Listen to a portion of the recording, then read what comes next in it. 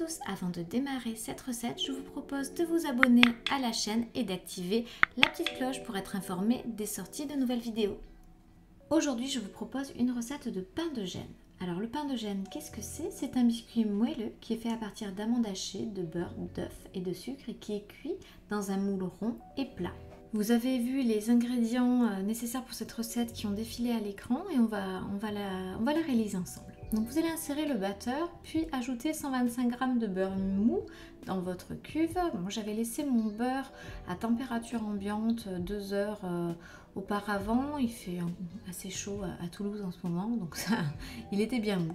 Ensuite j'ai ajouté la moitié du sucre, c'est-à-dire environ 75 g. Bon, au pif, hein, j'ai fait du à peu près, et j'ai lancé en vitesse 6 pour 5 minutes de manière à obtenir une consistance un peu crémeuse. Je vais vous montrer de suite.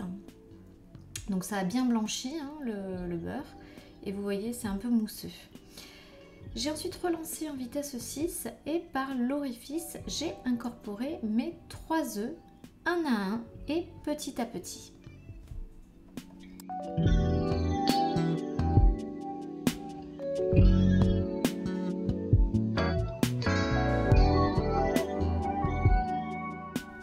J'ai laissé tourner le robot 2 minutes de manière à ce que tout soit bien mélangé et j'ai ensuite incorporé le reste des ingrédients, c'est-à-dire 125 g d'amandes en poudre, 45 g de farine, une petite pincée de sel, le sucre restant, c'est-à-dire les 75 g restants, et normalement dans le pain de gêne vous mettez du kirsch, je n'en avais pas, donc moi j'ai mis un peu d'extrait d'amande amère, on va dire une demi-cuillère à café, et j'ai lancé en vitesse 6 pour 2 minutes. Pendant ce temps, j'ai préparé mon moule. Alors pour ce gâteau, il vous faut de préférence un moule rond avec des rebords, donc voilà, ils peuvent être un peu moins hauts parce que ce gâteau ne gonfle pas vraiment. L'important c'est de bien graisser, de bien chemiser votre moule à gâteau. Vous allez voir comment je procède. Donc j'ai coupé un cercle de papier cuisson que j'ai placé dans mon moule et j'ai ensuite chemisé les parois de mon moule à manquer.